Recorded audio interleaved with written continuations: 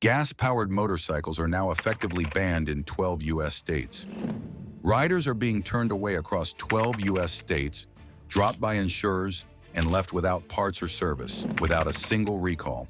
It's not a glitch. It's a coordinated phase-out. And what's coming next will blindside millions of bike owners. Stay with us till the end to find out how close they've already come to taking yours.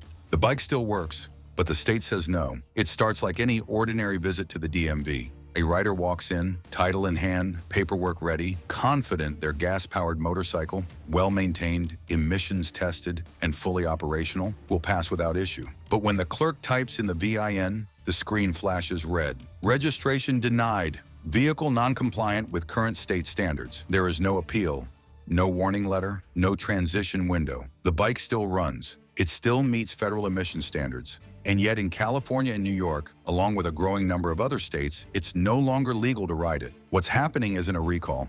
It's not a manufacturer defect. It's not about safety, emissions, or age. These are bikes that passed inspections last year, sometimes even last month. What's changed is the state-level registration code, and the list of acceptable vehicle classifications has quietly shifted. Without public announcements, lawmakers are using back-end administrative rules to mark certain internal combustion engine motorcycles as non-renewable. That means once your plate expires, you're done. No road use, no insurance, no sale, just a perfectly good machine turned into garage art by the silent stroke of a state policy change. In California, more than 100 riders have already reported registration rejections on bikes less than 15 years old, models like the Yamaha R6 or Suzuki GSX R series. In New York, riders with two-stroke trail bikes and modified dual sports have faced sudden denial, even when those bikes passed every technical requirement. For now, it's just the beginning. But for the riders affected, it feels like betrayal, and they're scrambling to understand what just happened.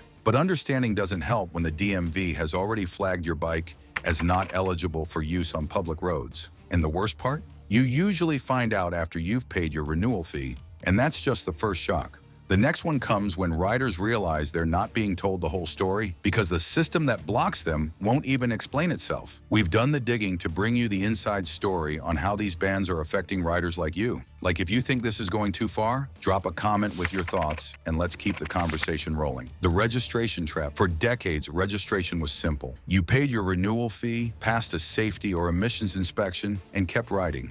But now in a growing number of states, passing all inspections isn't enough. Riders are bringing bikes that meet every legal requirement, only to be told they're no longer authorized for renewal due to reclassification. And no one, not the DMV, not the manufacturer, not even the shop that inspected it, can give a straight answer why. Here's what's really happening. States are quietly feeding vehicle identification numbers into automated compliance filters. These databases cross-check each VIN against constantly updated emissions tables, model year guidelines, and legal category definitions. If your bike was originally classified as track use only or had any modifications logged in the system, even minor ones like an aftermarket exhaust, it could be flagged. Even more disturbing, bikes that have had no changes at all are being grouped into non-renewable classes based on regional zoning laws, projected emissions caps, or enforcement directives that riders never knew existed.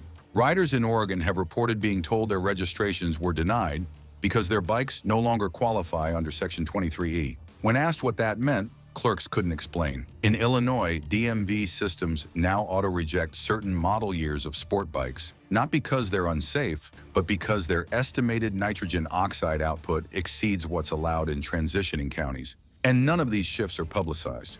This isn't legislation, it's regulation via software. No vote, no hearing, no clear appeal process, just a silent lockout applied retroactively to bikes that were once road legal. It's a trap, and many riders are falling into it before they even know what the rules are. Don't leave your ride or your rights unprotected. Our trusted gear list is in the description, handpicked for riders who still believe the road belongs to them. But while individuals are being denied one by one, there's a bigger pattern forming. A coordinated shift that's already spread across 12 states and counting. Map of the first 12 and the next 20.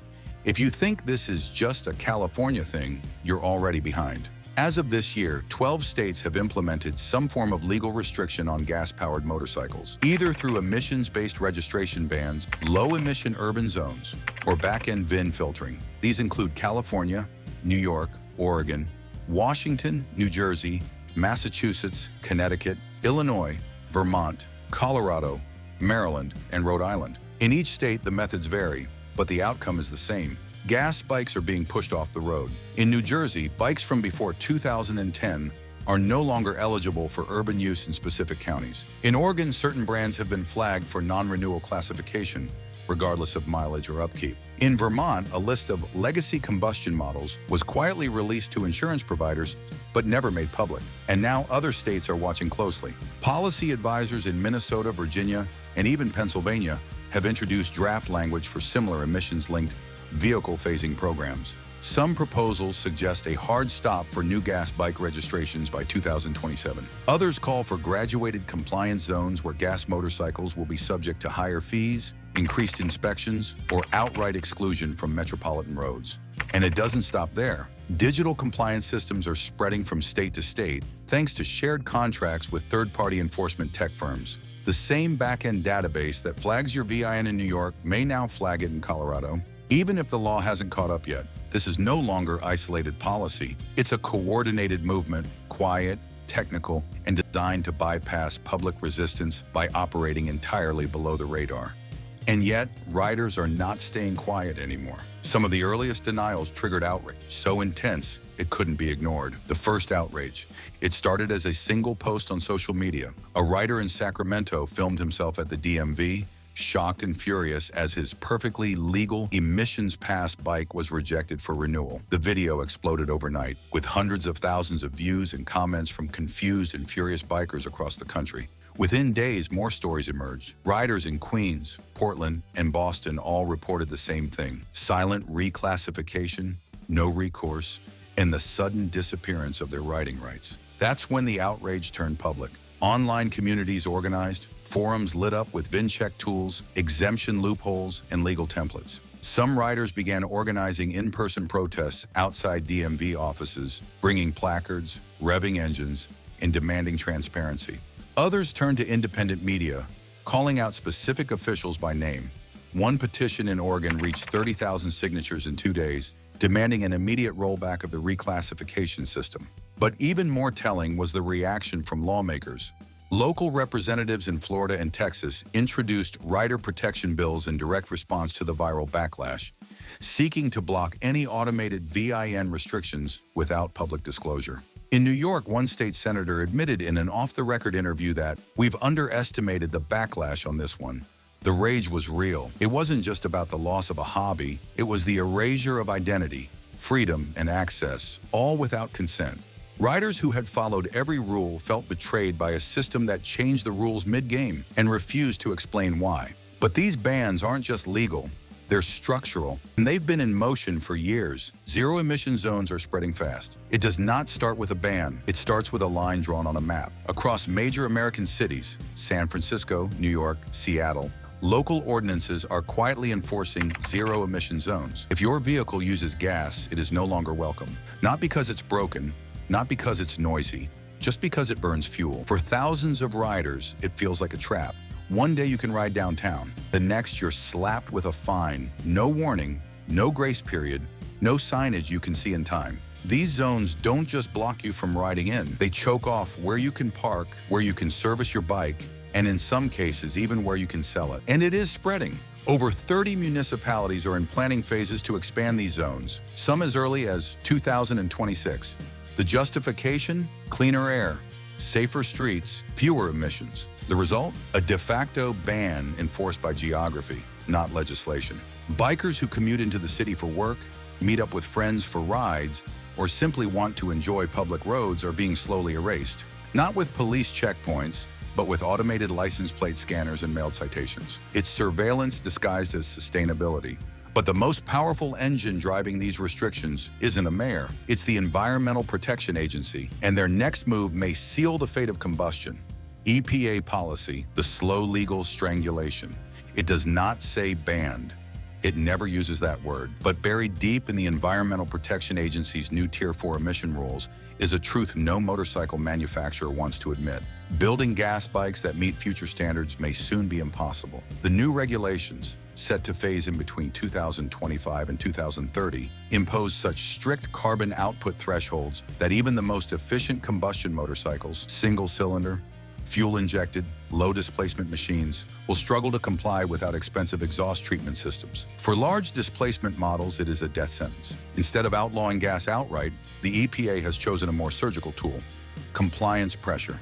Every new model must meet lower and lower thresholds, and the burden of testing, certification, and reporting falls entirely on the manufacturer. If a brand misses a margin, fines.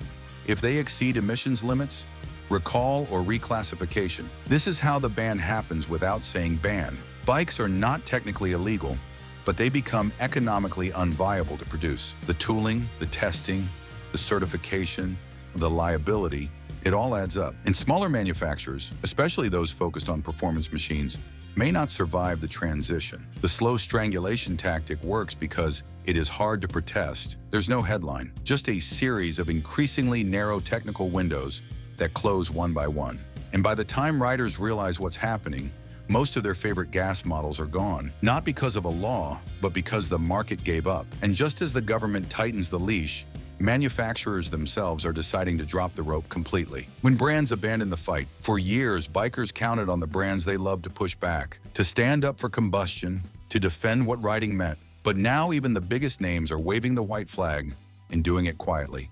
Honda has already announced it will cease development of new gas-powered motorcycles for key global markets by 2030. KTM, once a fierce advocate for high-performance combustion machines, now leads electric off-road development in Europe. Even Harley-Davidson, synonymous with the rumble of a V-twin, has spun off its electric division and begun throttling back new gas innovation.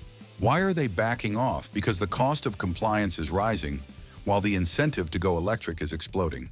Federal EV credits, carbon compliance credits, and urban fleet deals all favor manufacturers that pivot away from combustion. The financial system is not rewarding innovation in gas, it's punishing it. But for riders, it feels like betrayal. This is not just about tech, it's about identity, culture, mechanics. The brands that built loyalty through decades of shared history are now gutting their lineups without even consulting the people who made them great.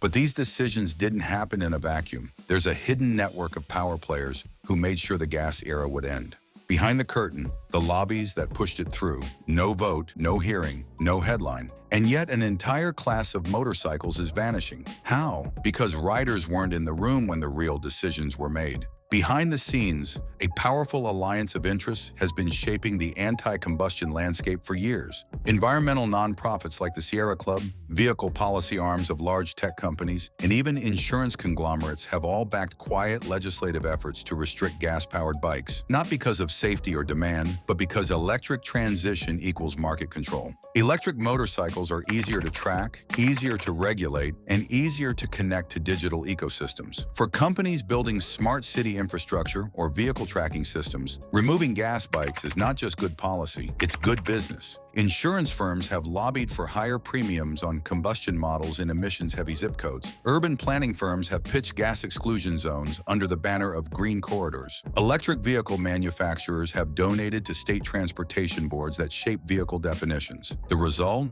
A coordinated push that looks like natural policy evolution, but is really a pressure campaign designed to strangle combustion quietly and permanently. And while the policy knives cut quietly, there's another kind of pressure building: financial obliteration. You can't insure it anymore. It starts with a renewal notice. What was once a routine payment suddenly jumps by hundreds of dollars or disappears altogether. Riders across 12 states are finding out the hard way. Their insurance carriers want nothing to do with their gas bikes. In state after state, bikes that were once fully covered are now quietly landing on internal blacklists. There's no formal ban, no letter from the Department of Transportation, just silence. And then a new policy quote with a premium so high it amounts to a cancellation. The shift didn't come from nowhere. Underwriters have started labeling gas-powered motorcycles, especially models older than 10 years, as uninsurable risks. Some cite parts availability, others point to increased theft rates. But in reality, most of the shift is driven by legal ambiguity. If a state deems a model non-compliant under new emissions or safety frameworks, that label follows it into every insurance database. That label makes a bike toxic, regardless of condition. And this change doesn't just affect new buyers. Riders who've owned the same bike for years are being told their machines are no longer insurable under current policy guidelines. In some cases, insurers offer coverage only if the owner agrees to restrictions, like a mileage limit or exclusion from certain zip codes. Even bundled policies, where homeowners and auto are grouped, are now being dissected, with motorcycle coverage carved out. This is how the gas bike disappears, not through confiscation or destruction, through refusal, through quiet denial, through a creeping process where the machines remain physically present but financially excluded from daily life. But even if you could afford the insurance, there's another problem now. Banks are done with gas. If you walk into a dealership today and ask to finance a gas-powered motorcycle, the response depends entirely on what you're buying and where. In some states, you'll be told outright, banks no longer offer loans on those models. In others, the interest rates are pushed so high that only cash buyers can realistically proceed. Either way, a clear pattern is emerging. Lenders are walking away from gas bikes. The shift didn't come from environmental policy alone. It came from market algorithms. Banks and credit unions began modeling risk around residual value, compliance volatility, and resale uncertainty. The outcome was simple. Internal reports flagged combustion bikes, especially sport and cruiser categories, as depreciating liabilities. What started as tighter terms evolved into quiet bans. Some lenders now maintain internal blacklists of specific model years or engine types that automatically trigger denial. Others offer loans only with massive down payments or balloon payments that push the burden onto the buyer. Riders trying to upgrade or trade in are getting a financial brick wall in response. Electric bikes, by contrast, receive favorable rates, green incentives, and dealer subsidies. In many cases, an electric model priced 10% higher ends up costing less per month than a similarly spec'd gas version, simply because the banks believe the electric one has a future. For new riders, this is a forced migration. They don't get to choose what bike they want. They choose what a loan will allow, and increasingly, that means the only option is electric. But even those clinging to their existing gas bikes face a deeper problem, and it hits in the garage. Service denied, no parts, no warranty. You can't ride what you can't maintain. And now the supply chains that once kept gas bikes alive are being severed on purpose. Major manufacturers are discontinuing service parts for models still on the road. What used to be a call to your local dealer is now an email with a reply, "No longer available." This isn't an accident. As brands pivot toward electrification, their logistical and legal systems are being restructured to prioritize compliance. That means pulling support for legacy machines, especially those affected by regional bans. In many cases, warranty coverage is voided by geography. If your state enacts a compliance order, the manufacturer quietly rewrites the fine print. Coverage is no longer honored for bikes registered in those zones. Even software support is disappearing. Owners report losing remote diagnostics, firmware updates, and even access to official service manuals. Independent mechanics are being cut off too, unable to access diagnostic tools that were once standard issue. The parts bottleneck has created a dangerous new gray market. Riders are turning to salvage yards, international resellers, or 3D printed substitutions just to keep their bikes running. But without authorized repair channels, many service centers refuse to touch gas bikes at all, fearing liability or state-level fines. And so the trap closes. You can't sell it, you can't finance it, you can't insure it. And now, you may not even be able to fix it. But while official systems are phasing gas out, something raw, loud, and furious is rising in the shadows. Ghost riders, the underground rebellion. They never issued a formal protest. They didn't march or post videos. They simply vanished into the woods, the foothills, and the backroads. These are not criminals in the traditional sense. They are former professionals, tradesmen, veterans, and retirees who built their identities on fuel-powered freedom. Now in 12 states across the country, those same riders are forced underground, not because they broke the law, but because the law changed around them. As cities roll out zero-emission zones and states deny registration renewals, a different kind of motorcycle community has emerged. Some call them ghost riders. They organize by word of mouth, meeting in barn garages or rural campsites. They trade in person, cash only. Plates are borrowed from stored bikes or registered in distant counties. Loopholes are studied like blueprints. In one case, an entire county in western Pennsylvania became a haven for riders from as far as Connecticut and California, all because the local DMV was still issuing tags without cross-checking new emissions codes. This isn't rebellion for attention, it's rebellion for survival. These riders are not trying to make a statement, they're trying to stay on the road. To them, riding is not a political act, it's a lifeline. One biker in northern Michigan said it best, "I didn't change, the country did." In their eyes, riding a gas-powered bike has become the last form of mechanical freedom in a world rewriting the rules faster than they can keep up. But not everyone is hiding. Some are confronting the system head-on, inside the very dealerships that refuse to fold. The dealers who refuse to surrender. When the bans arrived, most dealerships complied. Inventory was pulled. Orders were canceled. Warranties were revoked, but not everywhere. Scattered across rural towns and highway pull-offs are independent dealers that didn't get the memo or chose to ignore it altogether. They stopped taking manufacturer kickbacks and went fully rogue. These are the small shops with grease-stained floors, parts bins from the 80s, and handwritten service logs taped to toolboxes. They are, in many ways, the last line of defense. One such dealer in Central Texas refused to update his inventory system when the registration bans hit. Instead, he began sourcing bikes from auction lots in states like Arkansas and Tennessee, where no active bans were in place. He stripped them down, rebuilt them, and sold them with track-use-only disclosures, knowing full well most buyers would ride them on public roads.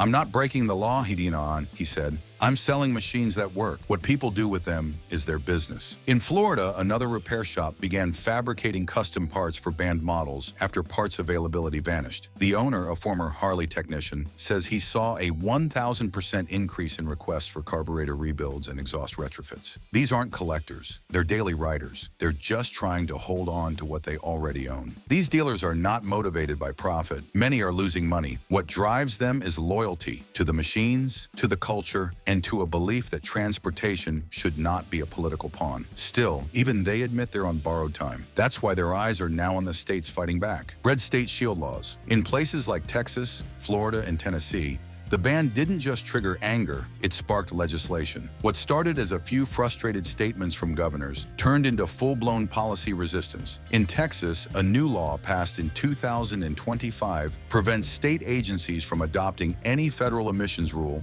stricter than what was on the books in 2020. That means gas bikes remain fully street legal, regardless of Environmental Protection Agency changes. Florida followed with a similar law that bars insurance companies from penalizing or dropping riders based on vehicle type. Tennessee went even further, proposing tax incentives for gas bike ownership and threatening legal action against manufacturers that remove service support from their dealerships. It's not just posturing. These laws are creating legal shields that allow riders to keep riding, dealers to keep selling, and small towns to keep breathing. The result? Migration. Riders in banned states are relocating titles to red states. New registration drop zones are appearing across the South. Forums now feature detailed walkthroughs on how to legally transfer ownership across state lines while bypassing environmental flagging systems. It's not elegant, but it works for now. However, this red state resistance isn't just a local issue. It's forcing the federal government to respond. And that response could turn this culture war into a constitutional showdown. This situation affects more than just your ride. It's about the freedom to choose. Like this video if you believe riders should have a voice, and comment to share your experiences. Don't forget to subscribe for updates as the battle for the road continues. The fight isn't over, but the next phase begins. As red states dig in, the federal government is stepping forward. In early 2026, federal transportation officials began exploring mechanisms to override state-level resistance using funding leverage. Grants for infrastructure, emissions compliance, and traffic safety are being tied to clean mobility alignment. Translation: follow the federal lead or lose your highway money. That pressure is now colliding with lawsuits from rider associations, dealer coalitions, and state attorneys general. In one high-profile case, a Tennessee-backed coalition is suing the Environmental Protection Agency, claiming that emission-based bans on gas motorcycles violate the Commerce Clause by disrupting interstate trade. The outcome of that case could reshape what authority states and federal agencies hold over personal transportation and whether combustion bikes still have a future in America. But the resistance isn't waiting for courts to rule. Across the Midwest and South, rallies are growing in size and sophistication. Pro-rider candidates are beginning to appear in state primaries. Online campaigns now frame the fight for gas bikes as a fight for personal liberty, not just mechanical preference. What started as panic is now becoming policy. What started as scattered protest is now an organized counteroffensive. Riders, the battle's just getting started. Want to see the 40 coolest bikes to buy in 2025? Don't miss it. Check out our previous video now. Drop a comment, and subscribe to stay in the loop. Let's keep the ride going.